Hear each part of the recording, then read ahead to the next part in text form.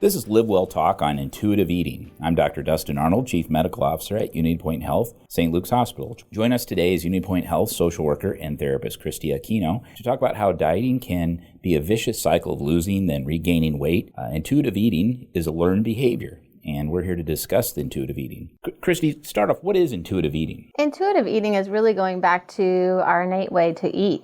We were born with recognizing our hunger and fullness levels, and when we're hungry, we eat. When we're full, we stop, and just being able to be aware of what our body is telling us and what we need at any given time. Does that include, the intuitive eating also include things that are intuitively good for you, as opposed to things that intuitively, not to play with the adjective too much, or adverb, intuitively bad for you? Yes, it's important that when we think about, I see a lot of people who talk about intuitive eating and they say, well, I can eat whatever I want whenever I want. Well, the idea of intuitive eating is to yes, if you want a candy bar, to eat a candy bar, but it's also intuitively not healthy for any of us to eat a candy bar, every day or 5 candy bars a day just because that's what we want. So intuitive eating is really going back to, yes, making healthier and more nutrient-dense choices when we are hungry and fueling our body with those things when we're saying our body's telling us we're hungry. Yeah, I think it's a Buddha saying, wise man sleeps when tired, eats when hungry, which is wisdom, of course.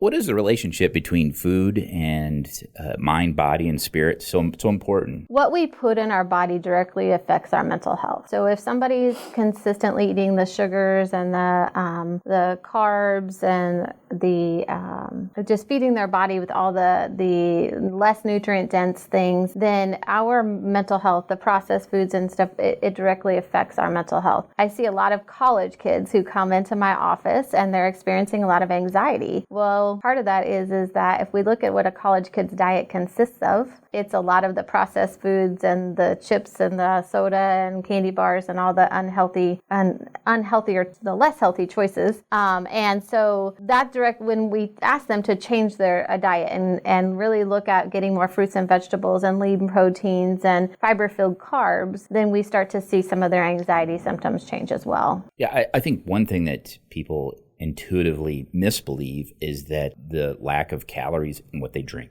I've had patients over the years that weigh, let's just pick some numbers here. They weigh 200 pounds and they want to weigh 130. I find out they're consuming 1,000 calories a day in drinks alone. Mm-hmm. So they're restricting their food, but yet they're just wiping it out with sugary soft drinks, Gatorade, et cetera, sports drinks. And I think that's important for people to learn too. Has that been your experience? Yes.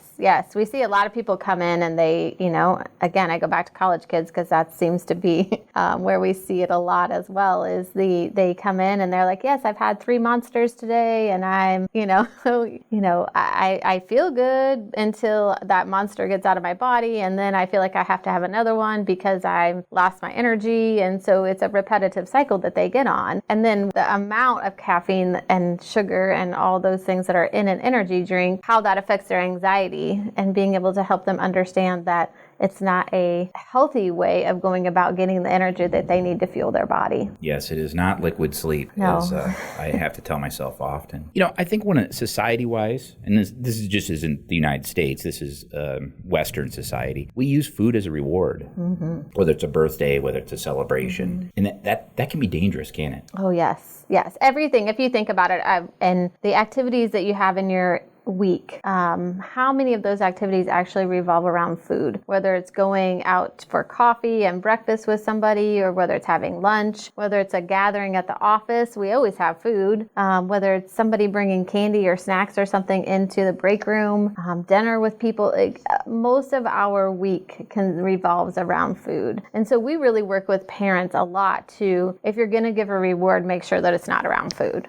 Because otherwise kids we just keep feeding that inability to be intuitive eaters by giving those food as rewards. Yeah, that's, culturally, you grow up in, I'm 50 years old. So, my grandmother grew up in the Depression, and the activity of the home focused around food, but we're not farmhands anymore, and so consuming that amount of calories just is not healthy. We do have a tendency already, as we talked a little bit earlier, a guy knows when he's full is when his stomach hurts. Right. And I think that's not healthy either, of course. Could you just give some examples of what are some healthy foods, maybe perhaps for snacks, that somebody should look at? Well, some of the, I guess I've gotten in the habit of I pack some fruits and veggies. So if it's a, apple or a banana or some carrots or celery with peanut butter, I sometimes will do like granola bars, anything that you can really just make sure, because again, we were talking earlier about being hangry, and it's never good when any of us are hangry either, right? So being able to just pack some of those things in your bag or in your purse or whatever you carry with you, have it in your desk drawer so that you can eat something, because a lot of times what we find is that when we do make those unhealthy choices, I have a bowl of candy in my office for my clients, but if I don't have something that's readily available to me that's a healthier, more nutrient-dense choice, I'm always going to go to that bowl of candy. Right. So finding those almonds, I have almonds in my desk drawer, whatever you like that's kind of convenient is a good snack. Just making sure that you have those readily accessible to you to prevent yourself from making those less nutrient-dense choices when you're getting to that hangry point. Right. I always counsel patients on, this is a theory that I've had for a long time, and there is some evidence now to support that aspartame is 200 times sweeter than sugar.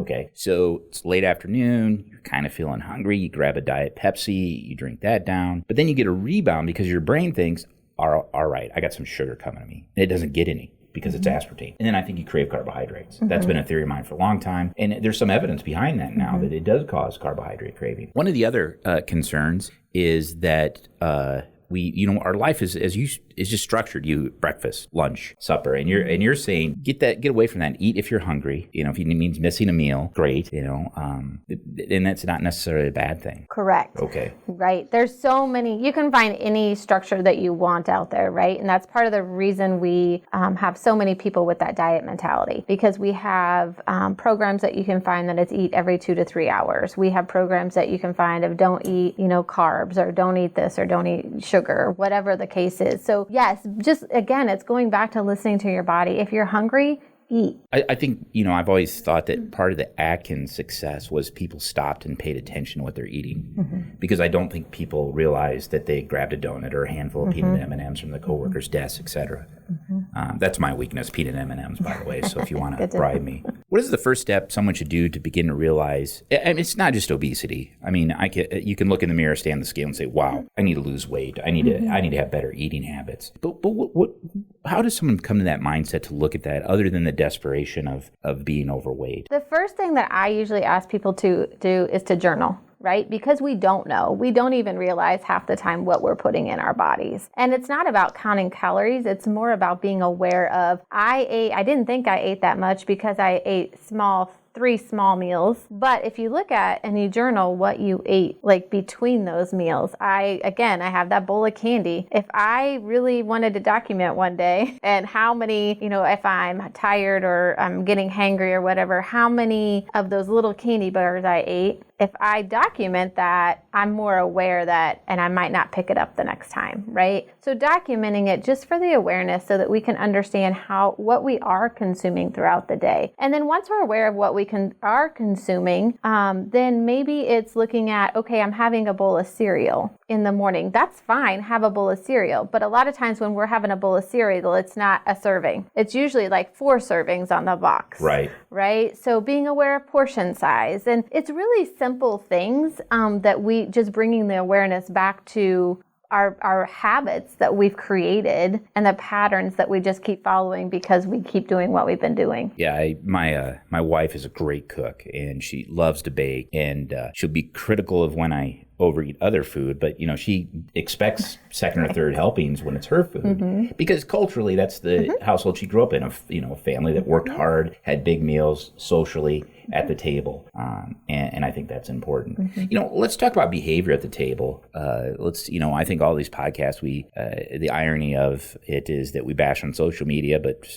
there's people listening to these podcasts on social media. But what about the devices at the supper table, and how does that influence a healthy family and healthy healthy eating. One of the things that we really teach in intuitive eating is the mindfulness of eating, right? A lot of times we sit down at the table and we just eat and eat and eat and eat and eat until, right, our stomach is so full we don't even, like, we're miserable. And so when we have those devices in front of us and we're engaged in something besides what's in front of us on our plate and being mindful about what we're eating, then that's when we begin to overeat. And as well as the social aspect of if we're sitting at the table with our family, use that time to engage in conversation and learn about how somebody's day went or what's coming up in the week. Utilize that time together. Yeah, and I think it's a family effort too, because some families are going to have people that can be very casual with calories, and it's just their metabolism. Correct. If anything, the person that eats and never gains weight, they have an inefficient metabolism, right? They're not storing these extra calories like they're designed to do. And so I do think it is a family effort. I always found it interesting. My grandmother, we'd have a big family meal, and she'd ask all the boys and the men, did you get enough to eat? But she never asked the women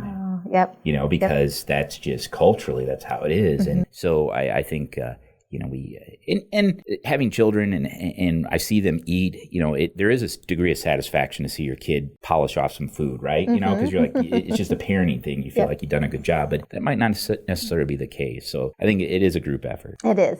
And we do a lot of times, right? Tell our kids, clean your plate. Make sure that you're cleaning your plate. If I filled your plate, it's your responsibility to clean it, even if you're not hungry. Right. And so again, even as parents, making sure that we're, teaching our kids to eat intuitively. If you're not hungry, it's okay. Maybe we'll save it for later. And I think another thing, I know we talked about it, portion control. Yes. I've had friends, I've only been to Europe once, but I've had friends that particularly in the United Kingdom, you go to a restaurant, maybe a chain restaurant that we have here, they have there, and you thought you ordered the kid meal, but it's really just the normal portions. It's the American, supersize, which I find interesting, not in a good way, of course. Right. Well, Christy, this is great information, and most of the questions I asked you today were motivated for my own self-interest about learning more about this. Again, this was Christy Aquino, a social worker and therapist with Unity Point Health. If you have a topic you'd like to suggest for our LiveWell Talk On podcast, shoot us an email at stlukescr@unitypoint.org. And we encourage you to tell your family, friends, and neighbors about our podcast. Until next time, be well.